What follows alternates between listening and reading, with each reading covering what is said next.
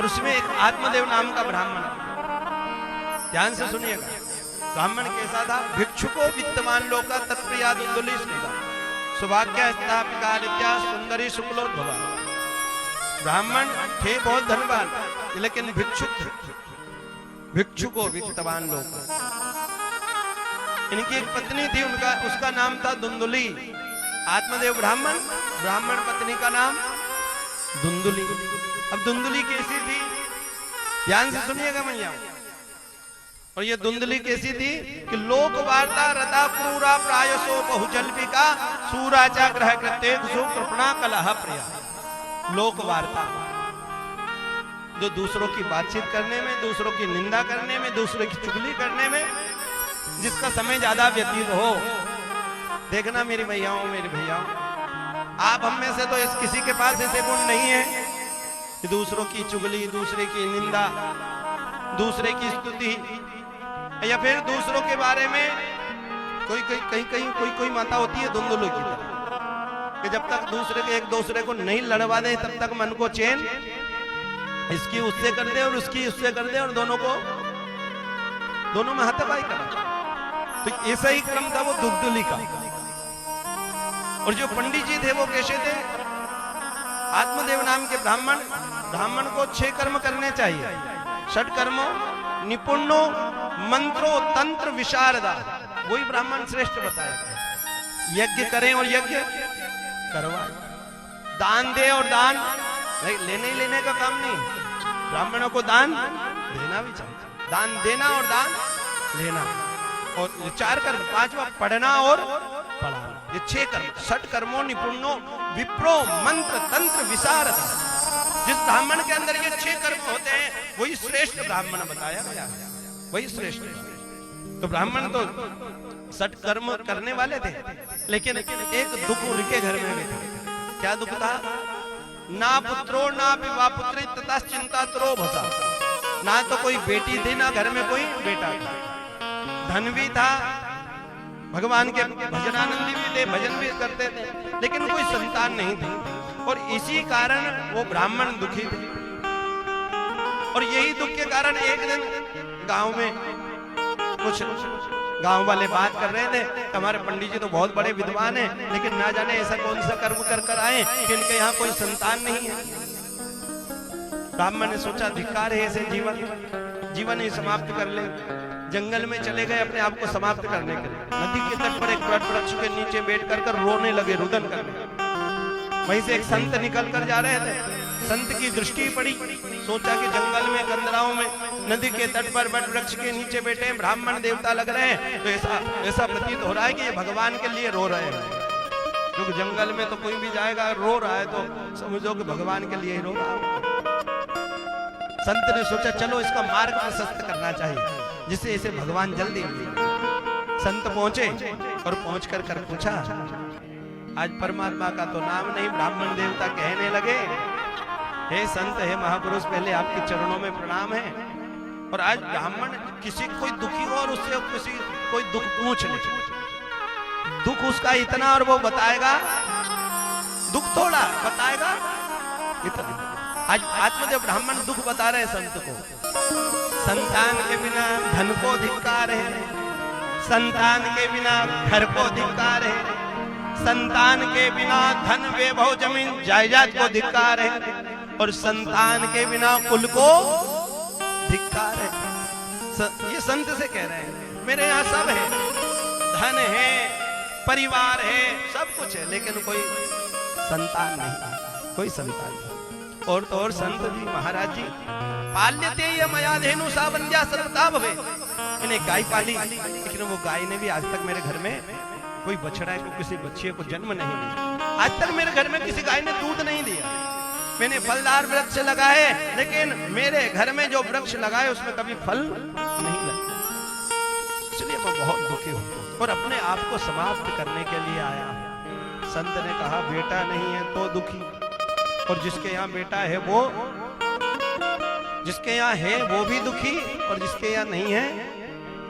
संत ने कहा, भैया जरा देख कर आओ, ये जिनके यहाँ बेटा है कितने सुखी है, फिर मैं तुम्हें सुखी कर दूं। महाराज ज्ञान देना तो मैं भी बहुत जानता हूँ, आप दे सको तो एक संतान दे दीजिए। और मैंने सुना है संतों के आशीर्वाद में, संतों के वचन में वो शक्ति है ब्रह्मा के लेख को भी मिटा सकते हैं। संत के वचन, संत के आशीर्वाद, संत सुन ही रहे थे। तभी वो आत्मदेव ब्राह्मण ने जोर से चरणों में एक पत्थर रखा था, उसमें सिर मारा, रक्त की धार बहने लगी। संत ने कहा, रे ये क्या कर रहे हो, ऐसे मर जाओगे। महाराज मरने तो आया ही हूं, जरा तुम्हारे ललाट की रेखा तो दिखाओ, संतान है कि नहीं, बताएं तो सही। जैसे ललाट की रेखा देखी, संत ने कहा, सप्त जन्मावधि पुत्रो ने वचने वचन। हे ब्राह्मण, इस एक जन्म में क्या अगले 7 वर्ष, अगले 7 जन्म तक तुम्हें कोई संतान? अब तो और जोर से सर पटका, खून की धार लगी। संत कहने लगे, भैया मर जाओगे, मरने तो आया ही था, अब तो निश्चित मरूंगा, और मैं मरूंगा, मेरी ब्रह्म हत्या आपको लगेगी। हमें क्यों लगेगी, हमने क्या किया है तुम्हारा? ये मैं एक जन्म के दुख से दुखी था, तुमने मेरा 7 जन्म का दुख बढ़ा दिया है। अब मैं 7 जन्म के दुख से दुखी हूं, इसलिए ये ब्रह्म हत्या आपको लगेगी। या तो ये ब्रह्म हत्या लो, या फिर मुझे संतान। संत ने सोचा कि भगवान का भजन करते जा रहे, वैशाख के महीने ये ब्रह्म हत्या लगेगी। अपनी खोली में से एक फल निकाला और उसको अभिमंत्रित किया, देव की सुध गोविंदम वासुदेव जगतपते देहि मे तनयं कृष्ण त्वामहं शरणं गता। अभिमंत्रित कर कर ब्राह्मण को दिया कि ये तुम अपनी पत्नी को दे देना, पत्नी पाएगी, गर्भवती हो जाएगी, और सर्वांग सुंदरम दिव्यम निर्मलम सर्वांग सुंदर एक बेटे का जन्म होगा। पंडित जी दौड़ते दौड़ते आए घर में, आवाज लगाई, धुंधली, ओ धुंधली कहाँ हो, देवी कहाँ हो? धुंधली आई, क्या बात है, कहाँ गए थे, ये रक्त कैसे निकल रहा है? अरे तुम तो कोई बात मत पूछो, ये फल पालो, और तुम ये फल पालोगी तो तुम्हारे यहाँ पुत्र का जन्म होगा। धुंधली ने कहा, हाँ मैं पा लेती हूँ, थोड़े हाथ पैर धो लूं, दिया बत्ती कर लूं, भगवान को प्रणाम कर लूं, फिर पालूं। पंडित जी प्रसन्न होकर सबसे कह रहे हैं, सब गांव वालों से कह रहे हैं, हमारे यहाँ पर भी संतों के आशीर्वाद से संतान हमारे। धुंधली बैठ कर फल हाथ में लेकर कर सोच रही है, खाओ के ना। पड़ोसन को बुला लिया, धड़ोसन को बुला लिया, लड़ोसन को भी बुला लिया कि तू भी आजा, तू भी आजा। अच्छा तुम्हारे यहाँ संतान है, अच्छा ये बताओ बेटा बेटी को जन्म देने में कितना कष्ट कितना सुख भोगना पड़ता है। सबने कहा कि ये समझ दूसरा जन्म हुआ हमारा, बहुत दुख, बहुत कष्ट, बहुत तकलीफ। अच्छा मैं खा पी तो सकती हूँ, नहीं नहीं, बहुत सोच समझ के खाना। अच्छा दौड़ भाग तो कर सकती हूँ, नहीं नहीं, दौड़ भाग भी नहीं। अच्छा घर का काम तो कर सकती हूँ, नहीं नहीं, घर का काम भी नहीं कर सकती। अब धुंधली उल्टी बुद्धि की, उल्टा ही सोच रही कि कहीं घर में आग लग गई तो सब तो अपने प्राण बचा के भग जाएंगे, और मैं माँ बनने के चक्कर में कहीं जलकर मर गई तो। अपनी बहन को, छोटी बहन को बुलाया, सारी बात बताई। छोटी बहन चाहती थी कि इसके यहाँ कुछ हो ही नहीं, और मेरे यहाँ 8-10 है, उसमें से एक इसको। छोटी बहन ने, बहन कभी कभी ऐसा मार्ग बताती है, पूछो। तो छोटी बहन कहने लगी, देख तेरे यहाँ कब से ये गाय बंधी है, कब से ये गैया मैया बंधी है, तो क्यों नहीं है? ये फल तो गाय को खिलाए। संतों के आशीर्वाद में कितनी शक्ति होती है देख लेंगे। और रही बात तेरी, मैं अभी गर्भवती हूँ, और मेरा जो संतान होगी मैं तुझे, और तू थोड़े दिन 8-9 महीने गर्भवती होने का नाटक कर। यही क्रम चला 8-9 महीने। छोटी वाली बहन का यहाँ संतान का जन्म, पुत्र का जन्म हुआ, रातों रात लाकर कर दे दिया। उसको धुंधली ने अपने गोद में लेकर कर आत्मदेव ब्राह्मण से कहा, महाराज जी देखो बेटा हुआ है, बेटा हुआ है। महाराज जी पंडित जी बड़े प्रसन्न हुए। थोड़े 3 महीने बाद उस गाय को भी एक सुंदर बालक का जन्म हुआ, उसका नाम रखा। दोनों का नामकरण संस्कार किया गया, दोनों का।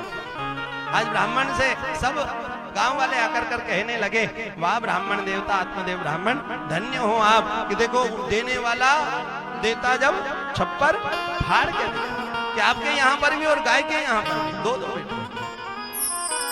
नामकरण संस्कार किया गया, और उधर बेटे का नाम रखने ही वाले थे तो धुंधुली आ गई। देखिए महाराज जी कष्ट में ने उठाया, मेरे बेटे का नाम मैं रखूंगी कि देवी तुम रख दो कि मेरा नाम धुंधुली, मेरे बेटे का नाम धुंधुकारी, मेरे बेटे का नाम होगा धुंधुकारी।